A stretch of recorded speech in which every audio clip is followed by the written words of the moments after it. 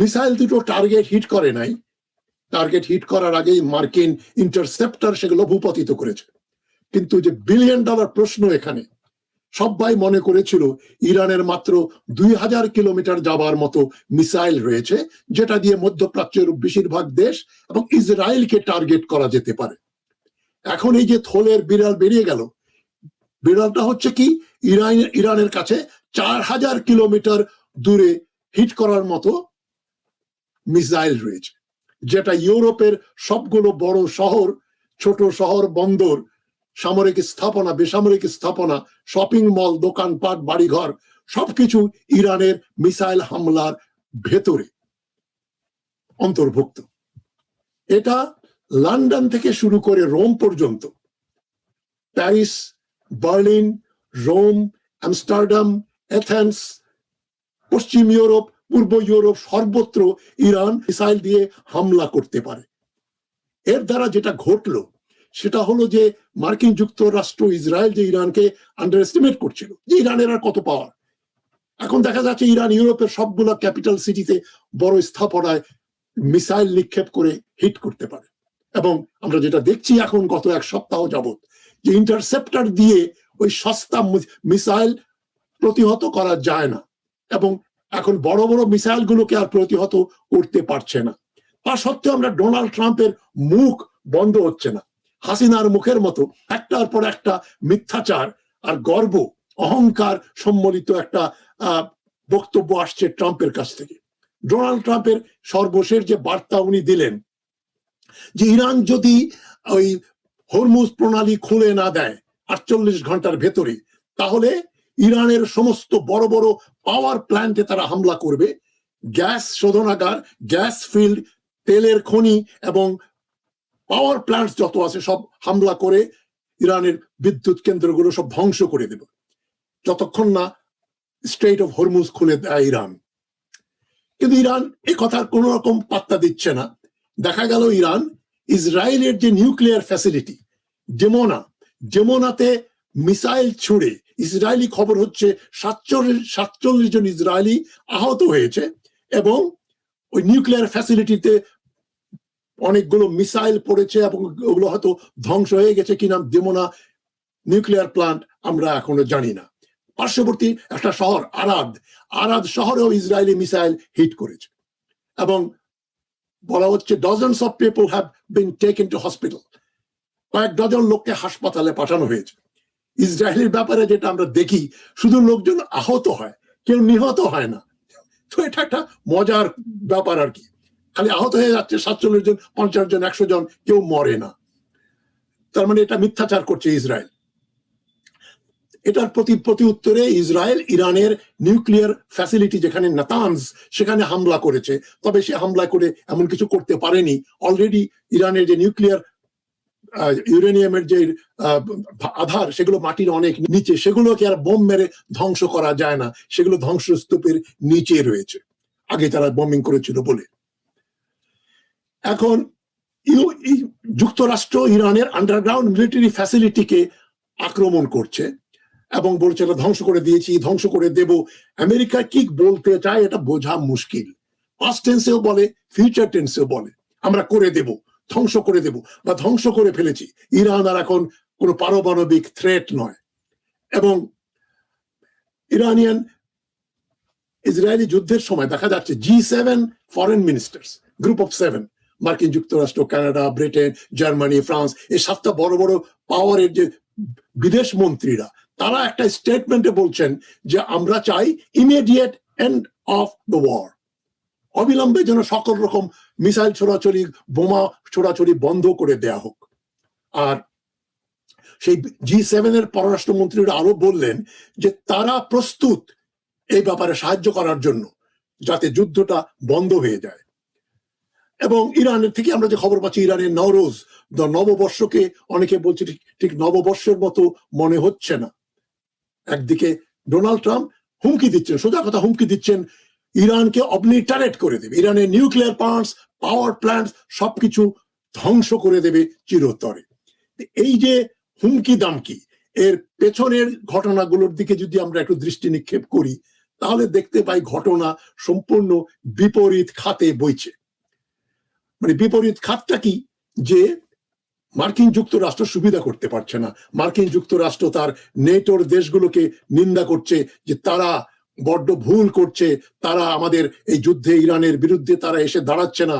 Japan, Australia, south Korea এবং নেটোর দেশগুলো সবাই খুব ভদ্র ভাষায় ট্রাম্পকে বলে দিয়েছে যেটা আপনার যুদ্ধ, আপনি যুদ্ধ করেন, আমরা এখানে এই যুদ্ধে অংশগ্রহণ করতে পারি না, কারণ যুদ্ধের আগে আপনি আমাদের জিজ্ঞেস করেননি। আমরা বিশ্বাস করি ইরান কোনো কারো প্রতি কোনো হুমকি হয়ে দাঁড়াচ্ছে না, দাঁড়ায়নি। এখন প্রশ্ন উঠতে পারে, অনেকেই, আমি সহ অনেকেই বলে বেড়াচ্ছেন, বলছেন যে একটা পারমাণবিক যুদ্ধ হতে পারে, অনেকে বলছেন এটা দিয়ে একটা তৃতীয় মহাযুদ্ধের যুদ্ধ শুরু হতে পারে। বহু দেশ অলরেডি এখানে প্রত্যক্ষ পরোক্ষভাবে অংশগ্রহণ করে চলেছে। ইতোমধ্যে ইরান হরমুজ গালফ অফ হরমুজে যে আটকে পড়া জাহাজগুলোর, অয়েল ট্যাঙ্কার গুলো চাইনিজ কারেন্সি ইউয়ান দিয়ে ওগুলো তারা নিয়ে যেতে পারছে। ডলার, এখন পেট্রো ডলারের দিন ইরান শেষ করে দিচ্ছে। এবং ইরানের সঙ্গে চীন রয়েছে, রাশিয়া রয়েছে, এবং রাশিয়ার পক্ষে ইরান যে কাজটা করছে, কাতারের যত গ্যাস প্ল্যান্ট আছে, মানে কাতার যে ইসরায়েল যে দুদিন আগে ইরানের গ্যাস প্ল্যান্টে আক্রমণ করলো, তার প্রত্যুত্তরে ইরান এখন কাতারের যত রকম গ্যাস ইনস্টলেশনস রয়েছে, গ্যাস প্ল্যান্ট রয়েছে, খনি রয়েছে, এগুলোতে অনবরত মিসাইল নিক্ষেপ করে ওগুলোকে ধ্বংস করে দিচ্ছে। কেন দিচ্ছে? কেননা রাশিয়া চায় যে রাশিয়ার যে গ্যাস, উদ্বৃত্ত গ্যাস যেটা ইউরোপে বিক্রি করতো, এখনো করে, সেই মার্কেট যেন কাতার দখল করে না নেয়। আমি বহুবার বলেছি, আমার একটা পুরনো থিওরি, অল ওয়ার্স আর ট্রেড ওয়ার্স। পৃথিবীর সকল যুদ্ধই বাণিজ্য যুদ্ধ। রাশিয়ার এই বাণিজ্য যুদ্ধ, কাতার না, আমরা গ্যাস বিক্রি করব, দরকার হলে কাতারের সমস্ত গ্যাসের ভান্ডার আমরা ধ্বংস করে দেব। এবং ইরানে যে মার্কিনের দূরবর্তী ঘাঁটি, সামরিক ঘাঁটি, দিয়েগো গার্সিয়া পর্যন্ত এখন মিসাইল নিক্ষেপ করছে। এটা দিয়ে মার্কিন যুক্তরাষ্ট্র, ব্রিটেন, যারা জয়েন্টলি দিয়েগো গার্সিয়া ওন করে, শুধু তারাই ভয় পেয়েছে তাই না, যেমনটি বললাম, পশ্চিম ইউরোপের সবগুলো দেশ ভয় পেয়ে গেছে যে বাবা দরকার নেই, খেয়ে দিয়ে কাজ নেই, আমেরিকার পক্ষে আমরা ইরানের বিরুদ্ধে যুদ্ধ করতে যাব, আমাদের সব ধ্বংস করে দেবে ইরানি মিসাইল, এবং আমেরিকা আমাদের পাশে এসে দাঁড়াবে না। এখন এই পরিপ্রেক্ষিতে আমরা কি মনে করতে পারি যুদ্ধটা বড় আকার নিতে যাচ্ছে? এখনো কিছুই বলা যাচ্ছে না।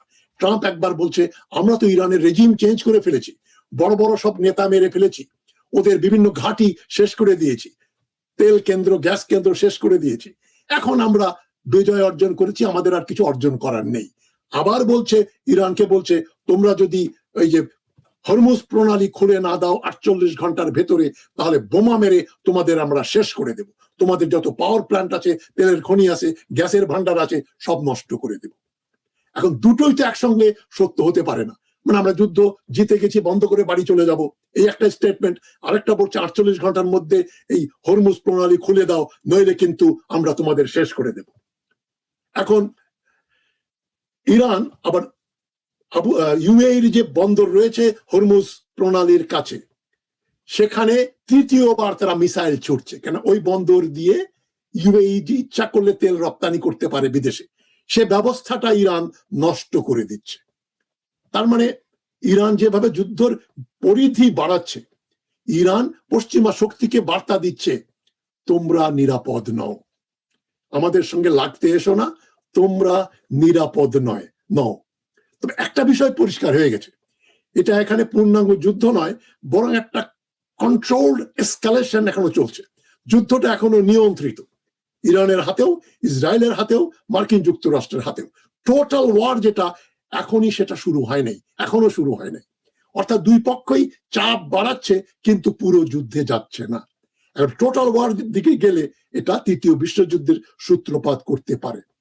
বর্তমানে আজকে এই যে 23শে মার্চ, এর রিস্ক বহুগুণ বৃদ্ধি পেয়েছে, যে যুদ্ধটা একটা পুরো মাত্রার যুদ্ধ চলবে। অনেকে বলছেন এটা 6 সপ্তাহ চলছে, কেউ বলছে 8 সপ্তাহ চলবে। এখন ইউক্রেন যখন রাশিয়া আক্রমণ করে, তখন কেউ বুঝতে পারেনি এই যুদ্ধ প্রায় 3 বছর হতে চলল। গাজাতেও ইসরায়েল যখন আক্রমণ করলো ৭৫,০০০ লোক মেরে ফেললো, তখনও কেউ ভাবতে পারেনি এটা ১ সপ্তাহ বা ২ সপ্তাহের বেশি চলবে। এটা ২.৫ বছর পরে এটা মোটামুটি বন্ধ হয়েছে, এখনো পুরোপুরি বন্ধ হয়নি। একটা জিনিস খেয়াল করেছেন যে জানি না, এবারের ইরান যুদ্ধের সবচেয়ে গুরুত্বপূর্ণ বিষয় হলো সৌদিতে ইরানের আক্রমণের লোকেশন। আক্রমণ হয়েছে সামারেফ তেল শোধনাগারে। এটা আরামকো এবং মার্কিন কোম্পানি এক্সন মোবিলের দুইটার যৌথ মালিকানাধীন অন্যতম প্রধান তেল শোধনাগার। এটা অবস্থিত ইয়াম্বু ইন্ডাস্ট্রিয়াল এরিয়াতে, যেটা আপনারা ম্যাপে দেখতে পাচ্ছেন।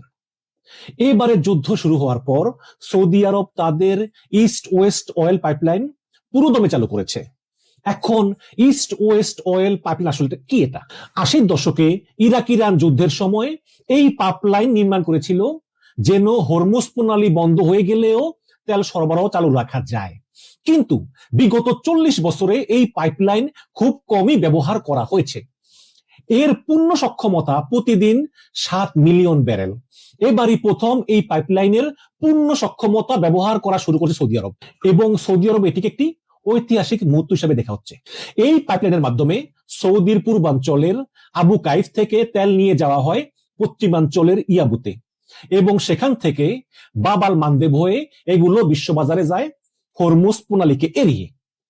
একে দেখা হচ্ছিল ইরানের কৌশলগত পরাজয় হিসাবে। কিন্তু ইরান গতকাল ইয়ানবুতে আক্রমণ চালিয়েছে, অর্থাৎ সৌদির যেই বিকল্প পথ হরমুজ প্রণালীকে এড়িয়ে, সেটাতেও ইরান হামলা চালিয়েছে গতকালকে। আর ইয়েমেনের হুতি বিদ্রোহের কিন্তু এখন অ্যাক্টিভ হয় নাই। তারা অ্যাক্টিভ হলে এই বাব আল মান্দেব অচল হয়ে যাবে, যেটা আসলে এড়ানোর কোনো উপায় এখনো নাই। ভবিষ্যতে হতে পারে যদি তুরস্কের ভিতর দিয়ে ভূমধ্য সাগরের পাইপলাইন বাস্তবায়িত হয়, তখন ৩ দিক থেকে ৩টা চ্যানেল খোলা থাকবে। সৌদি আরব প্রতিদিন ৬.৫ মিলিয়ন ব্যারেল তেল রপ্তানি করে, কিন্তু ইয়ানবু বন্দর দিয়ে সক্ষমতা প্রতিদিন ৪.৫ মিলিয়ন ব্যারেল, ফলে ২ মিলিয়ন ব্যারেল ঘাটতি থাকে। আবার এখানে আরেকটি গুরুত্বপূর্ণ বিষয় হচ্ছে, এই পাইপলাইন দিয়ে সরবরাহকৃত তেল পুরোটাই অপরিশোধিত, কিন্তু বিশ্ববাজারে ঘাটতি থাকে বেশি পরিশোধিত তেলের, কারণ বেশিরভাগ দেশেরই কিন্তু তেল পরিশোধন ক্ষমতা নাই, ফলে তারা পরিশোধিত তেলই কিনে। যেমন বাংলাদেশ খুব লাইট ওয়েট তেল পরিশোধন করা যায় বাংলাদেশের ইস্টার্ন রিফাইনারিতে, তাও দেশের মোট চাহিদার মাত্র 20%, আর বাকি 80% পরিশোধিত জানালি আমদানি করতে হয়। গতকালের হামলার মাধ্যমে ইরান শুধু শক্তিমত্তার প্রদর্শনী করেনি, বরং কৌশলগতভাবে সব দিক থেকে এই আরব দেশগুলোকে পঙ্গু করে দেওয়ার সক্ষমতাও প্রদর্শন করে ফেলেছে। সৌদি আরব, আরব আমিরাত, ওমান প্রত্যেকেরই বিকল্প রুটগুলোতে আক্রমণ করে সেগুলোকে শাটডাউন করে দিয়েছে ইরান। সুতরাং আসলেই এই আরব দেশগুলো